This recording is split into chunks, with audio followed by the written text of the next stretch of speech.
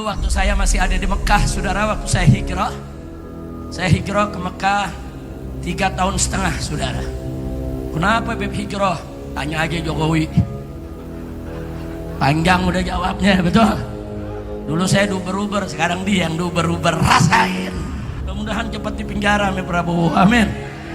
Saya udah kirim pesan sama Pak Prabowo jangan pakai dilindung-lindungin lah. Udah jeblosin aja ke penjara, biar dia busuk di penjara, amin.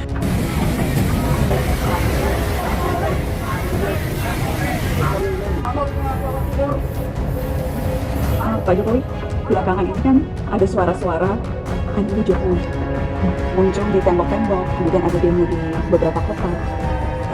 Kemarin ada konvoy juga di Solo, suaranya seperti itu, anti Jokowi. Bapak melihatnya bagaimana?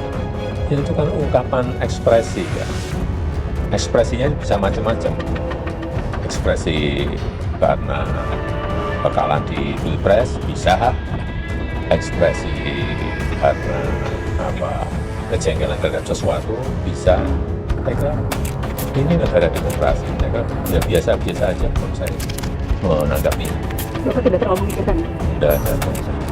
Tadi Bapak bilang mungkin saja ekspresi kekecewaan kalah Pilpres. Apakah Bapak menduga ada operasi politik tertentu? Ya bisa saja kan, masih ada yang belum move on, sehingga berusaha untuk mendowngrade. Kalau saya biasa.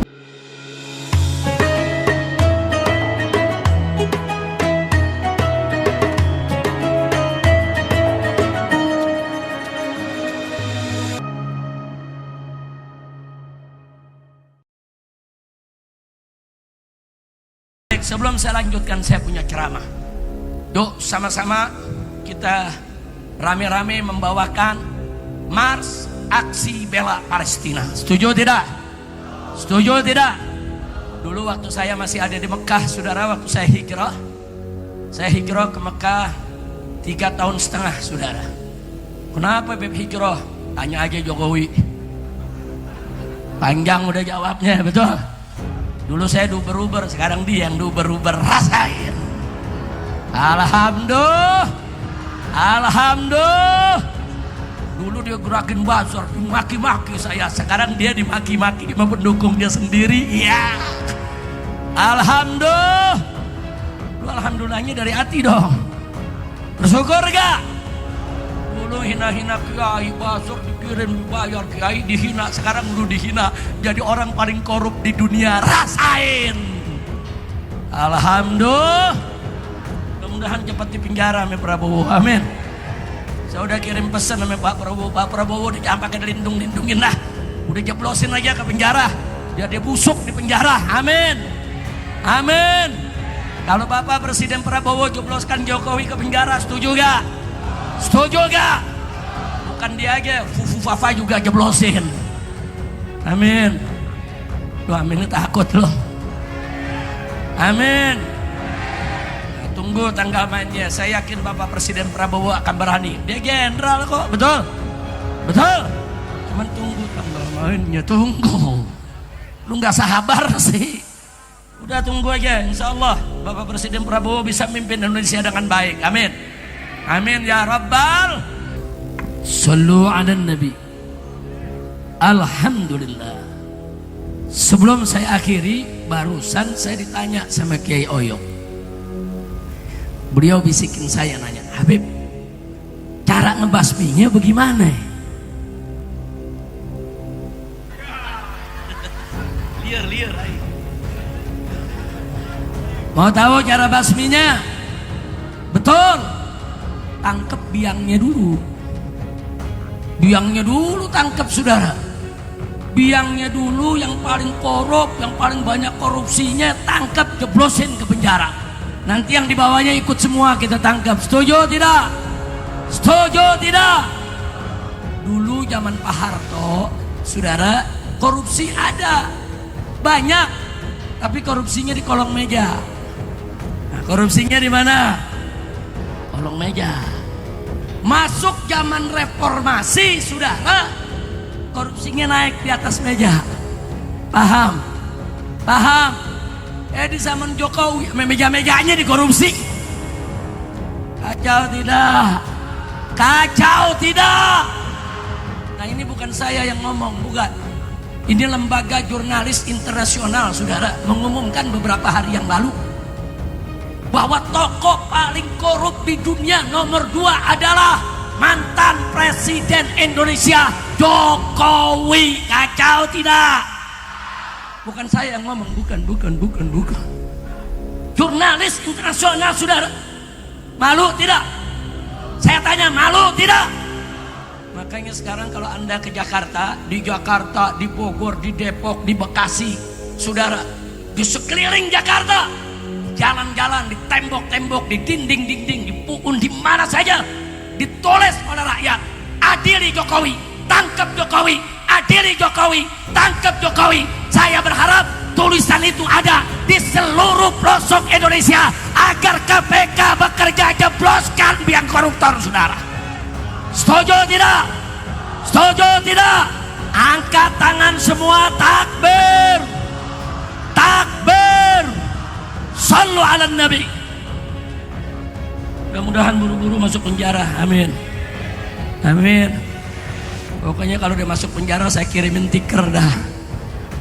Iya, kalau saya masuk penjara udah biasa. Lu rasain dari penjara. Bu, jamaah, masuk penjara enak. Makan 3 kali gratis. Sarapan, makan siang, makan malam gratis. Gua Habib tahu, kan gua ngalamin. Ayo, jadi yang lagi susah melarat makan susah, lu masuk penjara aja. 3 kali makan gratis. Tapi jangan, penjara nggak enak. Mudah-mudahan Jokowi cepat masuk penjara, amin. Jadi kalau Ki Oyok tanya bagaimana cara ngebasminya, tangkap biangnya dulu. Kalau biangnya ditangkap sendirian, nanti dia nyanyi indah tuh nanti ditunjukin, bukan saya nih, yang ini terlibat nih, yang ini terlibat. Dia nyanyi, dia nggak bakal mau sendirian di penjara, betul? Nah, maka itu saya tanya sekali lagi, ini semua siap lawan koruptor, siap bela Indonesia, siap jaga NKRI, takbir, sallu ala nabi. Nah itu yang saya mau sampaikan, saudara. Terakhir, sebagai penutup, saya minta Anda lihat pada malam hari ini, saudara. Saya dengan Kiai Oyok bukan baru 1 tahun 2 tahun, kami bersahabat, kami seperti keluarga sudah puluhan tahun, saudara. Bukan dengan Kiai Oyok saja, di berbagai daerah, kiai, ajongan, ulama, pimpinan majelis taklim, pimpinan pondok pesantren, hubungannya dengan para habaib sangat bagus, saudara. Alhamdulillah. Nah saya mau tanya, hubungan habaib dengan kiai, dengan ulama, dengan ajangan bagus, saudara. Senang tidak? Senang tidak? Dukung tidak? Nah maka itu, saudara, kalau ada oknum siapa saja, saya nggak peduli, mau habib, mau kiai, mau siapapun, saudara, yang mengadu domba kiai sama ulama, ulama sama habaib, habaib sama habaib, saudara, jangan dikasih panggung, usir dari wilayah kita. Kita menginginkan kebersamaan, nggak mau dipecah belah oleh siapapun, betul? Siap bersatu, siap ikut ulama, siap ikut ajengan, siap ikut kiai, siap bersama habaib, takbir. Makanya saya dengan Kiai Oyok dari dulu nggak bisa diadu domba, saudara. Karena kami saling cinta, kami saling hormat. Saya datang ke rumah beliau, beliau datang ke rumah saya, saudara. Kita saling bantu, kita saling menolong, kita saling mendukung. Nggak ada itu, saudara. Habaib Kiai itu adu-adu, habaib Kiai itu suruh berantem. Kacau tidak? Kacau tidak? Hati-hati, itu gerakan politik, saudara. Hati-hati. Ada politik adu domba yang menginginkan habaib dan ulama pecah belah. Kalau habaib dan ulama sudah dipecah belah, maka umat di bawah juga akan ikut pecah belah. Betul? Betul? Nah sekarang kita lihat, saudara, ada kiai ini mau ceramah nggak boleh, habib itu mau ceramah nggak boleh, mau dibubarkan, percis zaman PKI, saudara. Begitu sekarang saya mau tanya, saudara, apa mau biarkan PKI pecah belah umat? Apa mau biarkan PKI pecah belah umat? Yang menghina habaib, yang menghina kiai, yang menghina ulama, yang mengadu domba kiai dengan habaib, dengan ulama, dengan umat, mereka adalah PKI gaya baru, neo PKI, yang gak boleh kita biarkan mereka merusak kita. Betul? Siap jaga ulama, siap ikut ulama, siap lawan PKI, takbir. Saya mau tanya, kalau PKI masuk Kiai Gebang, ngadu domba habaib dengan Kiai, usir jangan? Jawab yang kompak, usir jangan? Usir jangan? Kita jaga kekompakan kita, saudara. Nah, saudara-saudara seiman semua, Habib Rizik Syihab, tokoh utama Front Persaudaraan Islam FPI, kembali menjadi pusat perhatian setelah ceramahnya yang menyerukan agar mantan Presiden Joko Widodo diadili dan dipenjara. Seruan ini semakin luas tersebar di berbagai daerah, terutama setelah laporan dari Organized Crime and Corruption Reporting Project atau OCCRP yang menempatkan Jokowi sebagai salah satu pemimpin terkorup di dunia. Dalam ceramahnya, Habib Rizik mendesak Komisi Pemberantasan Korupsi KPK untuk segera menangkap Jokowi atas dugaan kasus korupsi dan penyalahgunaan kekuasaan selama masa pemerintahannya. Ia juga menegaskan bahwa rakyat tidak boleh tinggal diam dan harus menuntut keadilan secara terbuka. Selain itu, Habib Rizik juga mengarahkan pesan langsung kepada Presiden Prabowo Subianto, mendesaknya untuk tidak melindungi Jokowi dan justru harus menjadi bagian dari upaya hukum terhadapnya. Menurutnya, pemerintahan baru harus berani menegakkan hukum tanpa pandang bulu, termasuk terhadap mantan presiden sekalipun. Seruan ini disampaikan dalam beberapa acara termasuk aksi reuni 411 yang dan ceramahnya kemarin. Dalam aksi tersebut, FPI dan sejumlah ormas Islam mengajukan tuntutan yang mencakup pengadilan terhadap Jokowi, penangkapan pemilik akun Fufu Fafa, dan pemenjaraan Suswono. Namun, seruan ini mendapat tanggapan beragam dari berbagai pihak.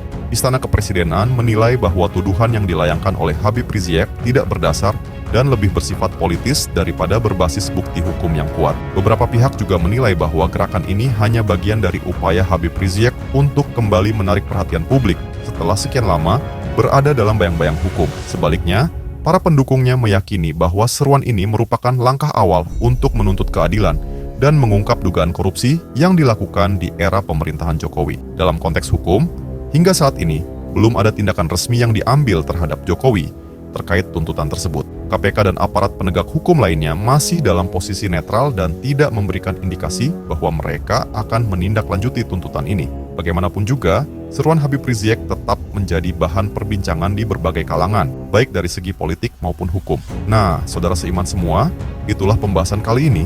Semoga apa yang disampaikan bisa memberikan kita manfaat dan pelajaran baru untuk kita semua. Jangan lupa untuk like, comment, and subscribe supaya kalian tidak ketinggalan info terbaru dari Dakwah Official. Sekian video kali ini, sampai jumpa di video berikutnya. Wassalamualaikum warahmatullahi wabarakatuh.